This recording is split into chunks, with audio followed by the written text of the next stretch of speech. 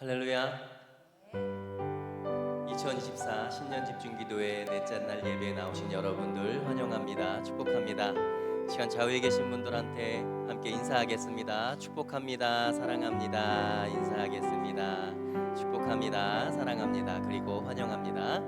시간 찬양하심으로 신년 집중기도회 넷째 날 예배를 시작하겠습니다.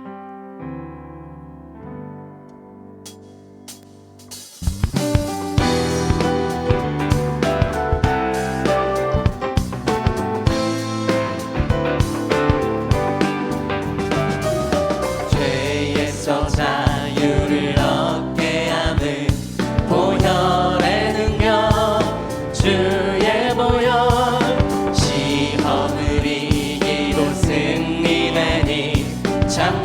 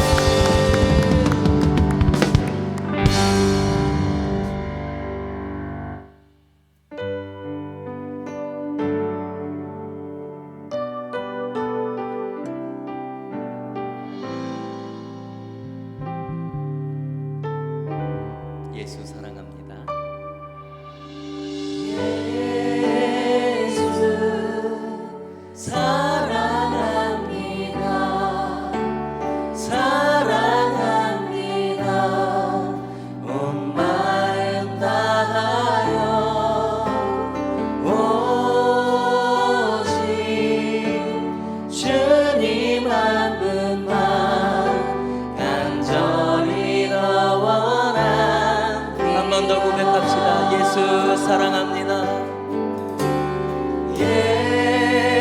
예수 사랑합니다. 사랑합니다.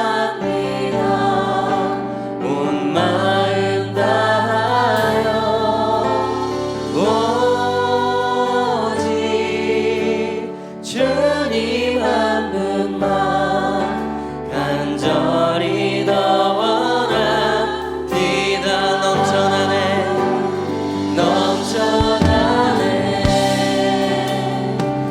넘쳐나네 주를 향한 내 속에 갈망이 주님께로 날 이끌어 주소서. 주님을 더 원합니다. 한 번 더 선포합시다. 예수 사랑합니다. 예수 사랑합니다. 사랑합니다. 온 마음 다하여 오직 주님 한 분만 간절히 더 원합니다. 다시 한번 고백합시다. 예수 사랑합니다. 예수 사랑합니다. 사랑합니다. 온 마음 다하여 오직 주님 한 분만 간절히 더 원합니다.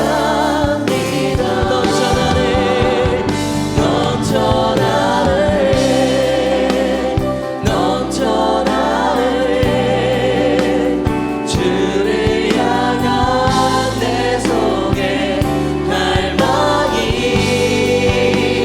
주님께로 날 이끌어 주소서. 주님을 더 원합니다.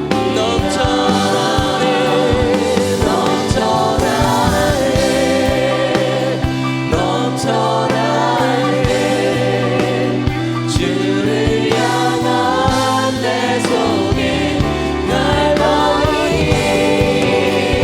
주님께로 날 이끌어 주소서. 주님을 더 원합니다.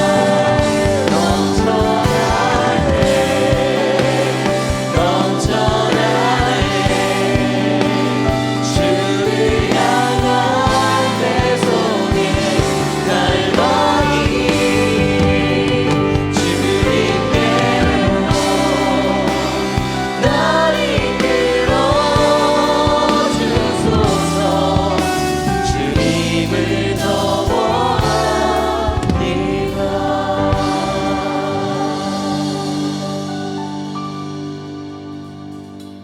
신년 집중기도의 넷째 날 최중신 장로님 기도 인도해 주시겠습니다.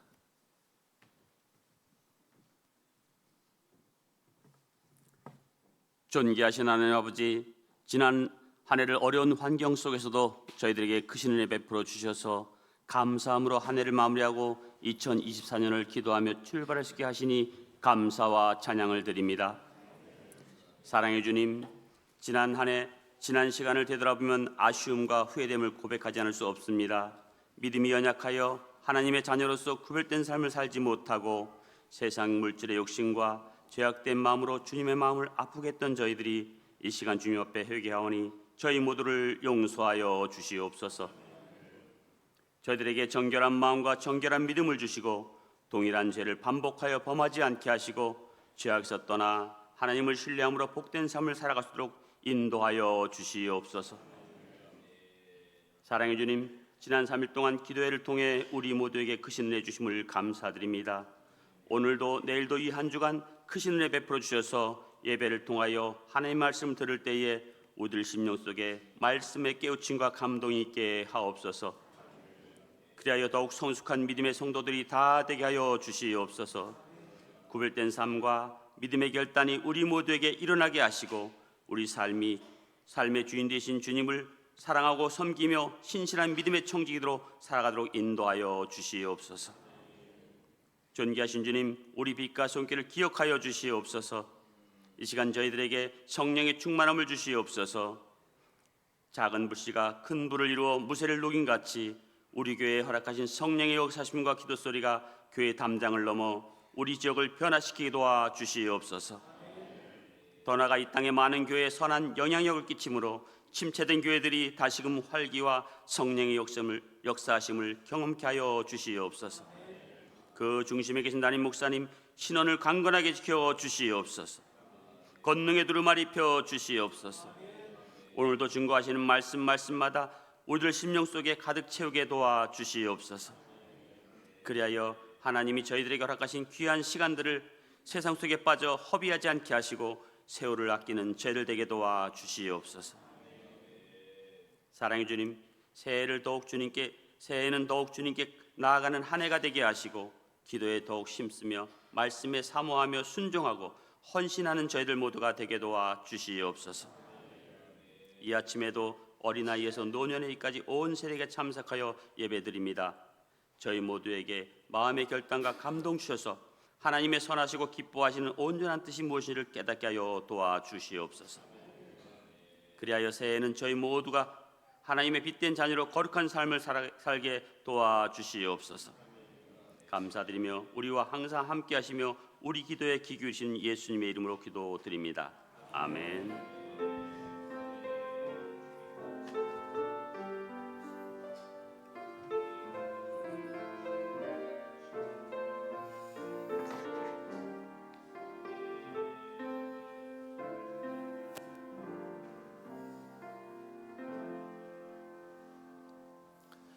오늘 우리에게 주시는 하나님의 말씀은 신약성경 고린도전서 8장 1절에서 13절 말씀입니다. 고린도전서 8장 1절에서 13절 이제 하나님의 말씀을 교독하신 후 마지막 절은 합독하겠습니다. 우상의 제물에 대하여는 우리가 다 지식이 있는 줄을 아나 지식은 교만하게 하며 사랑은 덕을 세우나니 만일 누구든지 무엇을 아는 줄로 생각하면 아직도 마땅히 알 것을 알지 못하는 것이요 또 누구든지 하나님을 사랑하면 그 사람은 하나님도 알아주시느니라. 그러므로 우상의 제물을 먹는 일에 대하여는 우리가 우상은 세상에 아무것도 아니며 또한 하나님은 한 분밖에 없는 줄 아노라. 비록 하늘에나 땅에나 신이라 불리는 자가 있어 많은 신과 많은 주가 있으나 그러나 우리에게는 한 하나님 곧 아버지가 계시니 만물이 그에게서 났고 우리도 그를 위하여 있고 또한 한 주 예수 그리스도께서 계시니 만물이 그로 말미암고 우리도 그로 말미암아 있느니라. 그러나 이 지식은 모든 사람에게 있는 것은 아니므로 어떤 이들은 지금까지 우상에 대한 습관이 있어 우상의 제물로 알고 먹는 고로 그들의 양심이 약하여지고 더러워지느니라.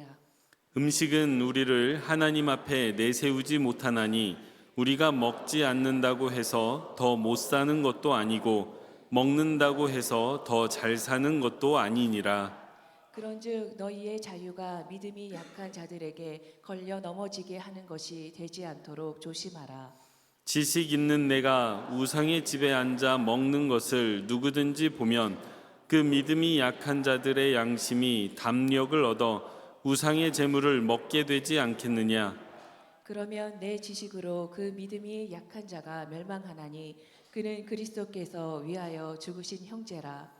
이같이 너희에게 형제에게 죄를 지어 그 약한 양심을 상하게 하는 것이 곧 그리스도에게 죄를 짓는 것이니라. 그러므로 만일 음식이 내 형제를 실족하게 한다면 나는 영원히 고기를 먹지 아니하여 내 형제를 실족하지 않게 하리라. 아멘. 이제 안수집사회 특송이 있은 후 담임 목사님 말씀 선포해 주시겠습니다.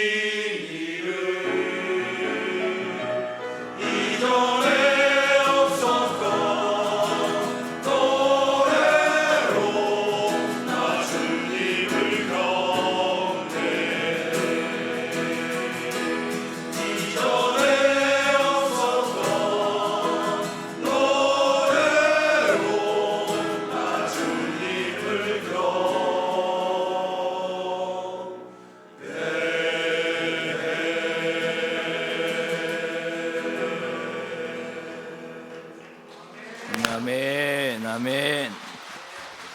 하나님께 영광의 박수 올리겠습니다. 아멘. 안서 집사님들 준비 많이 하셨네요. 네, 너무 은혜로운 찬양 준비해 주셔서 감사를 드려요. 이렇게 하니까 벌써 분위기가 달라지잖아요. 하나님 영광 받으셨고 우리도 너무 은혜롭잖아요, 그죠?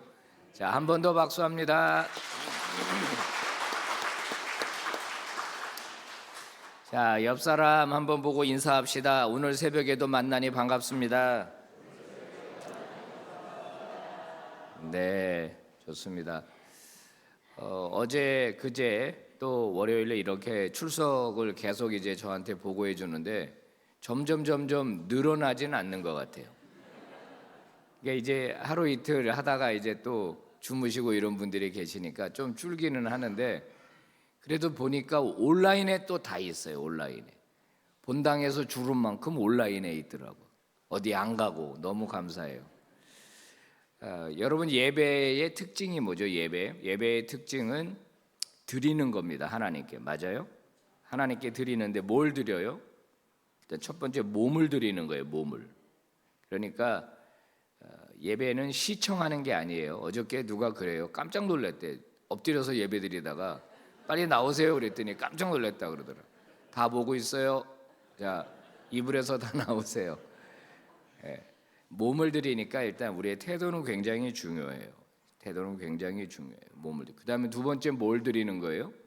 마음을 드리는 거예요. 마음을 하나님께 드리고 내 마음에 하나님을 가득 채워서 말씀을 채워서 가는 거예요.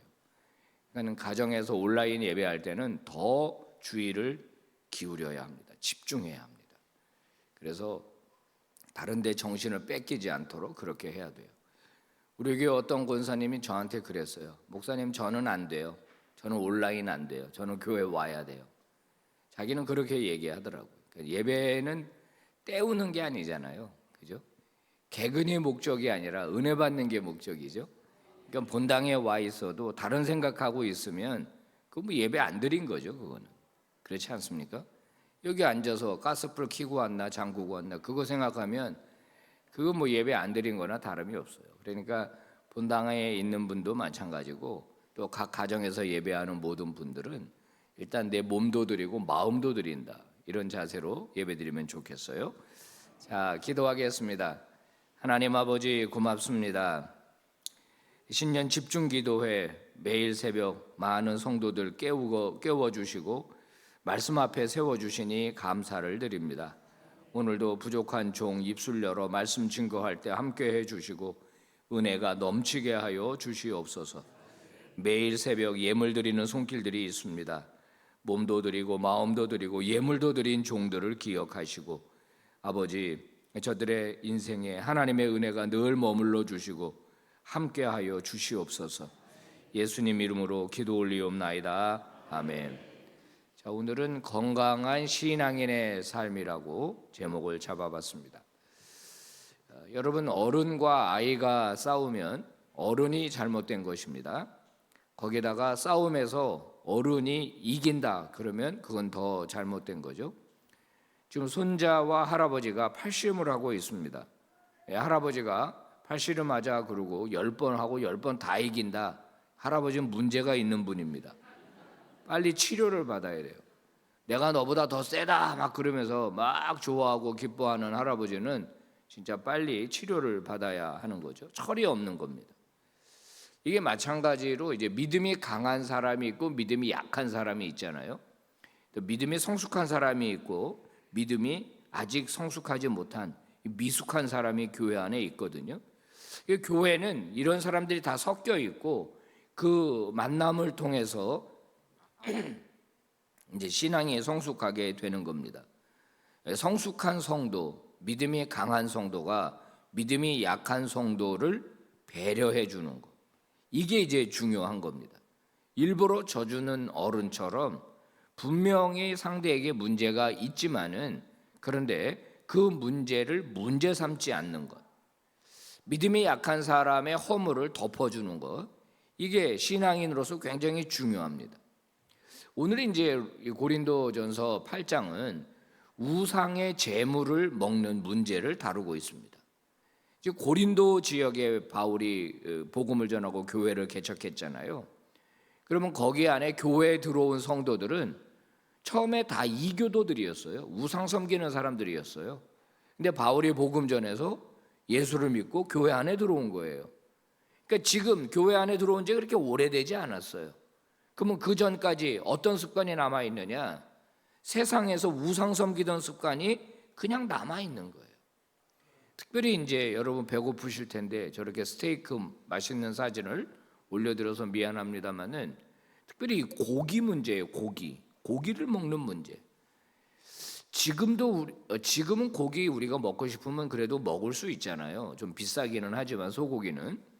그렇지만 수입 고기 같은 건 좀 싸니까 먹을 수 있는데 이 고대 사회에서 고기 먹는 거 그렇게 흔한 일은 아닙니다.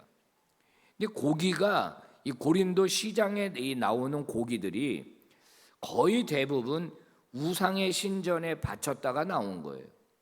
그러니까 재물을 가지고 우상 신전에 가서 이제 뭐 예를 들어 소 한 마리를 바쳤어요.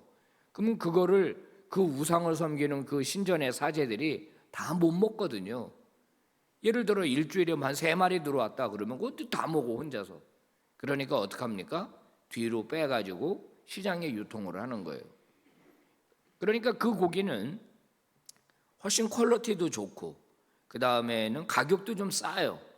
시장에 이제 풀리는 거죠 그런 고기가. 그러면 이제 고기를 먹는 문제인데 야 이거 우상에게 바쳐졌던 거 아니야?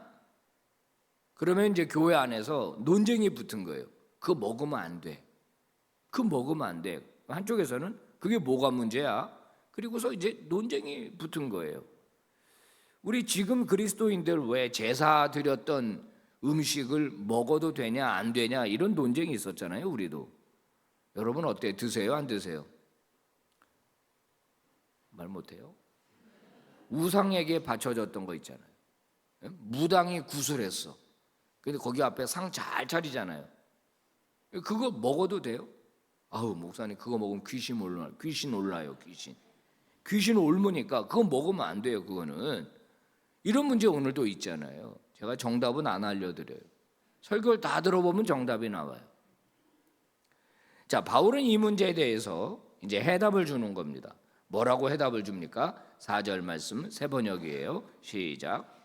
그런데 우상에게 바친 고기를 먹는 일을 두고 말하면 우리가 알기로는 세상에 우상이란 것은 아무것도 아니고 오직 하나님 한 분밖에는 신이 없습니다. 자, 바울이 뭐라고 말하느냐? 우상은 존재하는 게 아니지 않냐? 우상은 없는 거고 사람이 만든 건데 거기에 바쳐졌다고 해가지고 그 고기가 무슨 우상이 거기에 옮아 들어가는 것도 아니고 귀신이 거기에 붙어 있는 것도 아니고 그러니까 아무것도 아니다 이거예요. 먹어도 된다 하는 것처럼 들리는 거죠. 자, 지식이 있다 우리한테. 무슨 지식이 있냐? 우상은 없다라고 하는 지식이 있다는 거예요. 그러면 그 지식이 있으니까 그러면 우상이 없는데 시장에 있는 고기나 올바로 도축한 고기나 아무 문제 없는 거지. 우상이 없는 건데 존재하는 게 아닌데 우상이 실제로 이 지식이 올바른 지식이다 이거예요. 그러니까 먹어도 문제가 없다 이렇게 결론이 났다 이 말입니다. 그런데 바울이 지적하는 문제는 뭐냐면 그 지식에 한계가 있다는 점을 지적하는 거예요.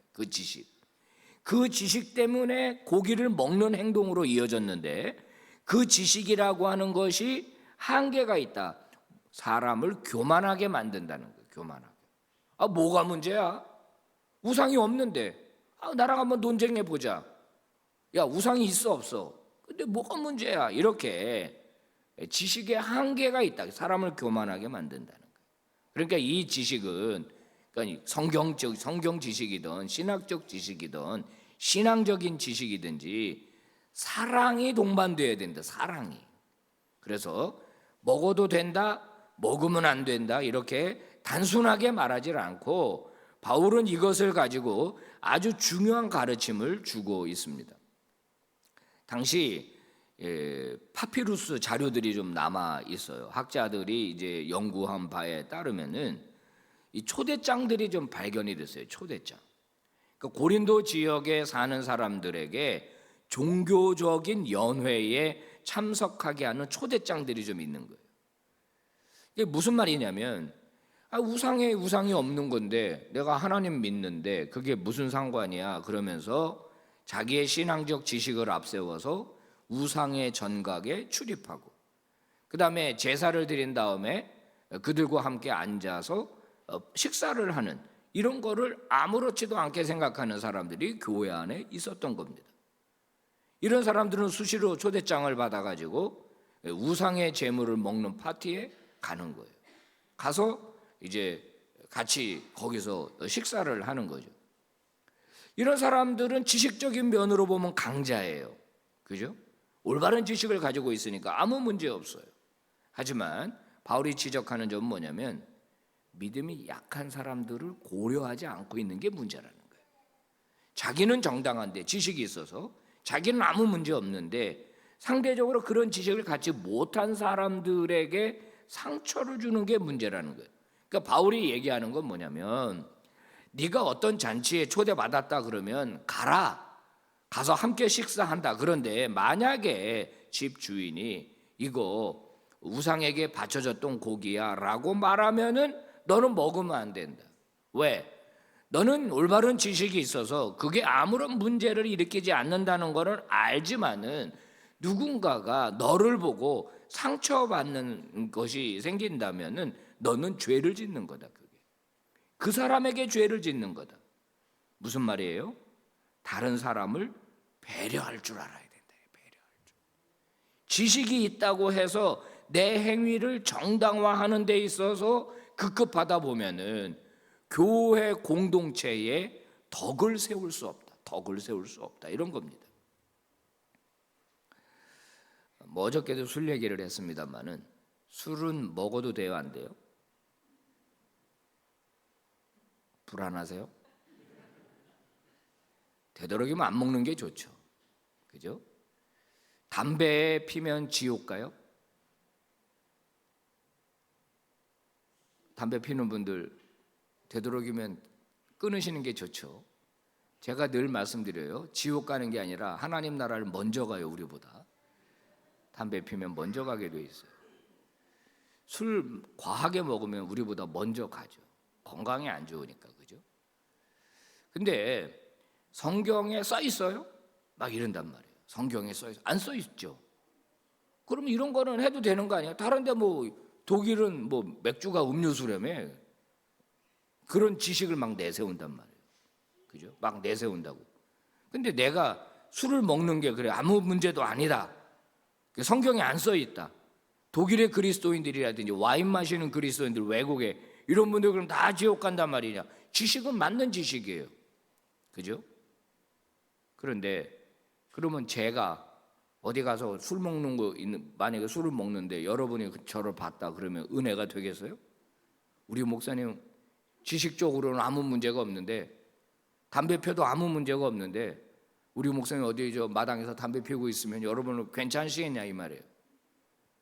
이게 지식적으로는 문제가 없는 건데 그 행위가 누군가에게 상처를 줄 수 있고 그 행위가 누군가에게 문제를 일으킬 수 있다라고 하는 거예요.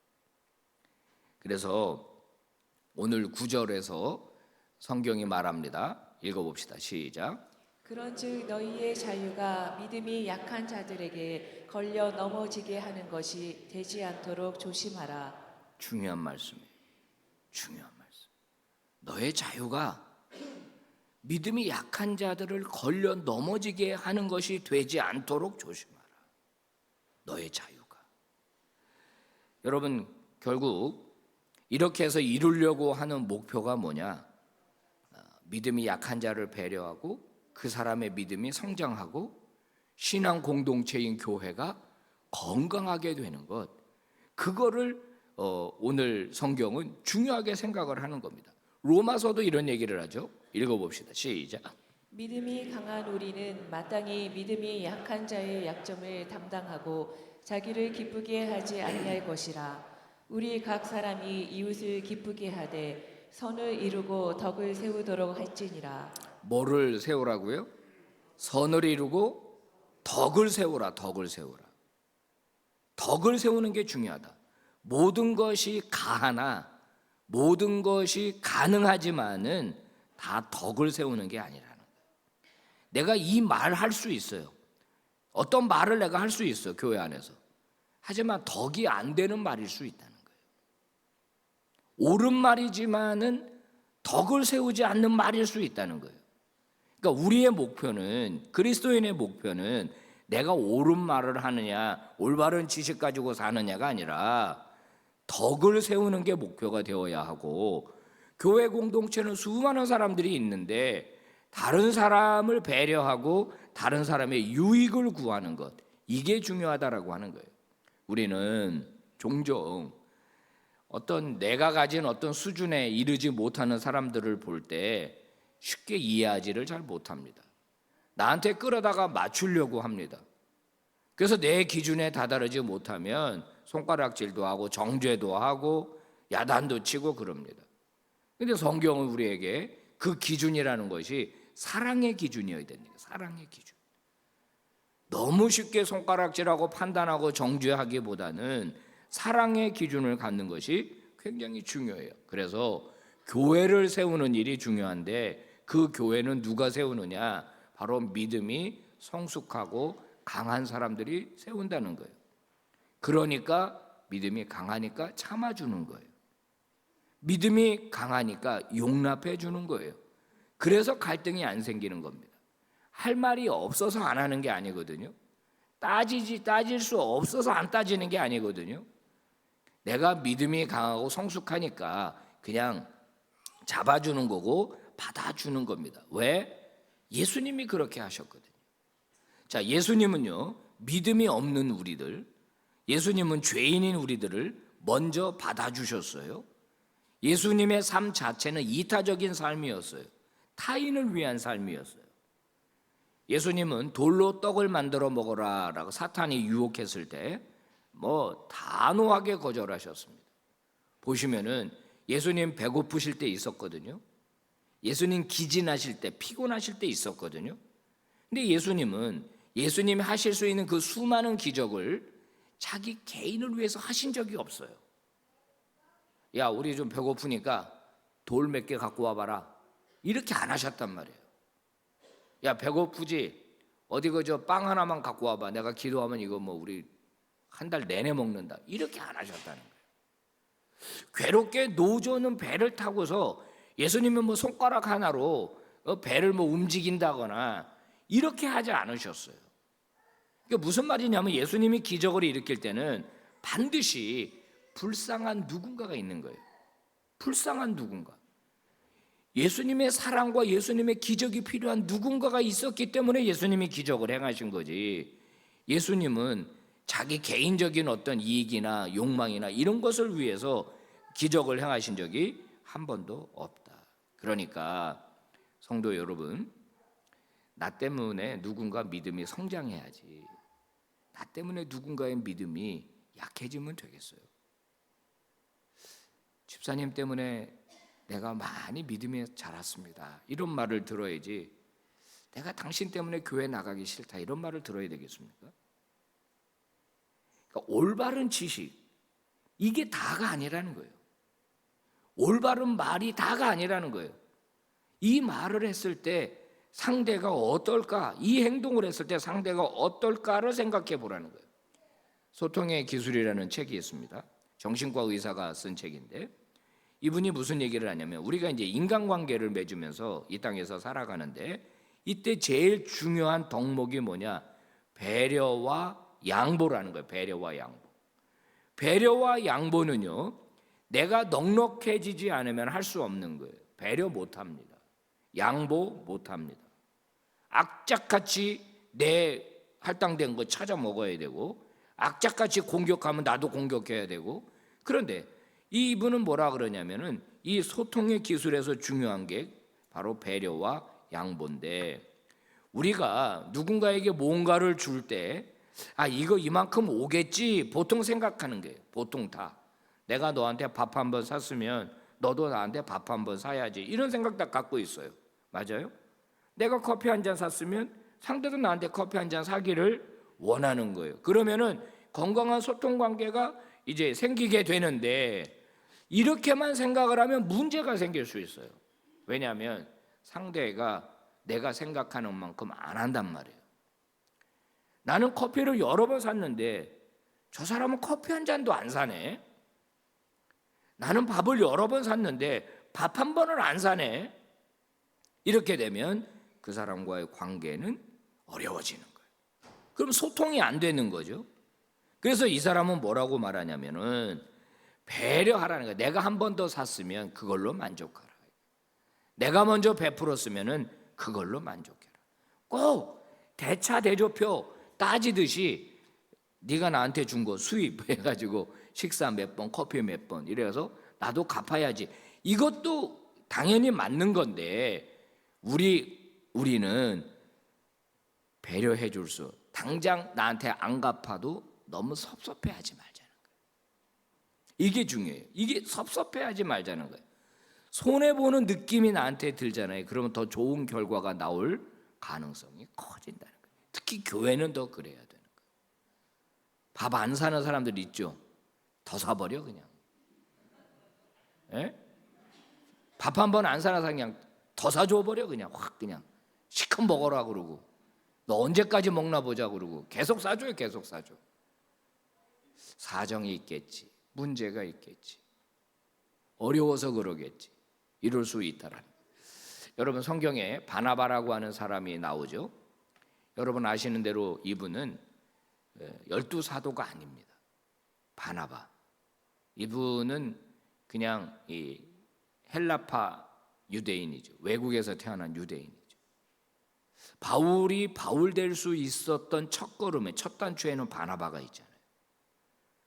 바울이 회심하고 예수님을 만나고 다음에 완전히 사람이 뒤바뀌었는데 아무도 안 믿어줬어요.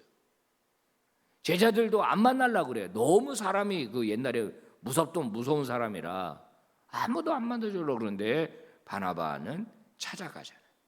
고향까지 찾아가잖아요. 어디라고 거기가. 찾아가서 데리고 와가지고 사람들 다 소개시키면서 신원조회, 신원보증이라고 그러죠. 내가 바울은 보증한다 이 사람. 이 사람 확실히 바뀐 거 맞다. 지금 쇼하는 거 아니다. 예수님 만났고 완전 뒤집어졌다. 이 사람 믿어도 괜찮다. 그리고 본인이 목회하던 안디옥 교회에 데리고 가서 같이 목회하잖아요. 근데 목회하다 보니까 바울이 더 잘해. 선교를 나갔는데 바울이 더 잘해. 그래도 시기 질투 안 하잖아요. 너는 나보다 나은 사람이네. 그러면 너는 얼마든지 하나님께 영광 돌려. 나중에 갈라지죠. 둘이 갈라져요. 그래서 바울은 바울대로 목회할 수 있도록 그 다음에는 성경에 바나바란 이름은 나오지를 않아요. 저는 바나바를 보면서 그래 맞아. 교회에는 이런 사람 많아야 돼. 이런 사람. 그죠? 이런 사람 많아야 돼. 자, 어떤 세 가족이 들어왔어요. 전에도 한번 제가 말씀드린 적이 있습니다. 실제 상황입니다. 잘 교회에 뭐 얼마나 봉사 열심히 하는지 몰라요. 어느 날 안 나와. 왜 안 나오시지? 그분 열심히 했는데 왜 안 나오시지? 그리고 전화하고 알아보라고 하니까 결국 들려오는 이야기가 교회 먼저 된 권사님들, 우리 교회 얘기 아닙니다. 또 이상한 또 상상하지 마시고 그 오래된 권사님들이 전화를 했다는 거예요. 고만 좀 설치고 다니라고 교회에서. 그러니까 이분이 상처를 받아버린 거예요. 본인은 좋은 교회 만났다고 감사해서 그냥 이런 봉사도 하고 싶고 저런 봉사도 하고 싶고 막 하는데 그게 눈꼴신 거예요. 야, 너 좀 고만 설치고 다녀라. 이런 말을 할 자격이 과연 있는 건가요? 누구를 위한 교회인가요? 무엇을 위한 교회인가요? 나 때문에 누군가가 더 성장하면, 나 때문에 누군가가 더 잘 되면 좋아해야 되는 거예요. 아멘입니까? 그 교회가 오늘 현수막 보세요. 그 교회가 바로 하나님이 기뻐하는 탁월한 공동체가 되는 거예요. 야, 당신 참 우리 교회 왜 인제 왔냐? 좀 진작 오지. 열심히 하면 박수 쳐주고 격려해주고, 집사님 우리 교회 와서 너무 좋아요. 권사님 우리 교회 와서 너무 좋아요. 함께 일합시다. 이렇게 돼야 되는 거예요. 아멘입니까? 내 유익이 아니다 이거예요. 지금 교회가 지금 내 무슨 뭐 영역 싸움하는 데가 아니잖아요. 그렇죠? 그래서 바로 타인의 이익을 구하는 자가 되어야 한다는 겁니다. 건강한 신앙인은 어떤 사람입니까? 자기에는 지식이 있지만 그 지식을 자기 합리화하는 데 사용하지 않는 사람입니다. 건강한 신앙인은 어떤 사람들입니까? 다른 사람을 배려하는 사람입니다. 또는 기꺼이 내가 요구할 수 있는 영수증이 있지만은 내밀지 않는 사람이 건강한 사람이에요. 오늘 바울의 고백을 듣고 말씀을 마치려고 합니다. 권리를 포기하는 것, 바울이 뭐라 그래요? 한번 같이 봉독해 봅시다. 시작. 그러므로 만일 음식이 내 형제로 실족하게 한다면 나는 영원히 고기를 먹지 아니하여 내 형제를 실족하지 않게 하리라. 아멘. 영원히 고기 안 먹겠다. 나는. 나 먹을 수 있지만, 나 얼마든지 먹을 수 있지만 난 안 먹겠다. 내 형제가 실족한다면 나 중심이 아니라 형제 중심, 자매 중심이, 나 중심이 아니라 공동체 중심이. 탁월한 신앙 공동체는 절대로 저절로 만들어지지 않습니다. 하나님이 만들어 주시는 게 아니에요. 만약에 하나님이 만들어 주시는 거라면 그거 안 되는 교회가 없어야 돼. 그렇지 않습니까? 하나님이 만들어 주시는 거면 모든 교회가 다 탁월하고 다 건강해야 되는데 그 공동체는 누가 만드느냐? 저와 여러분이 만드는 거예요. 우리 교회가 좋은 교회 되기를 원하십니까? 그게 슬로건으로 되는 게 아니에요. 나의 배려와 나의 사랑을 가지고 만들어지는 거예요. 제가 입버릇처럼 말하잖아요. 새 가족이 와야 교회는 부흥해요. 등록한 사람들이 많아져야 교회가 성장해요.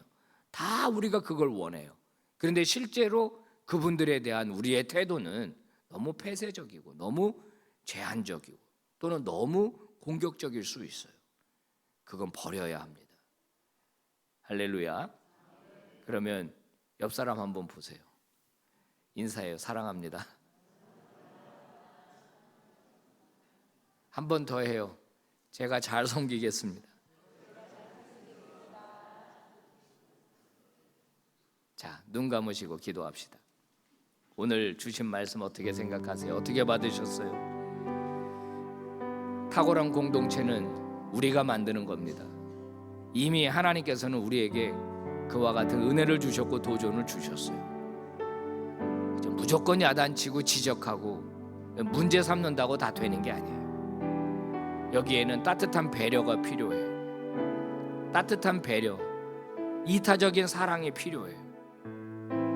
나이 순이 아니라 교회 다닌 순이 아니라 믿음 순이에요. 믿음이 강한 사람이 그렇게 하는 거예요. 우리 모두 하나님 앞에서 다른 사람을 배려하고 교회의 덕을 세우고 그래서 탁월한 공동체를 만드는 믿음의 종들 되시기를 바랍니다. 함께 뜨겁게 기도하시다가 은혜 중에 돌아가시기를 바랍니다. 기도하겠습니다.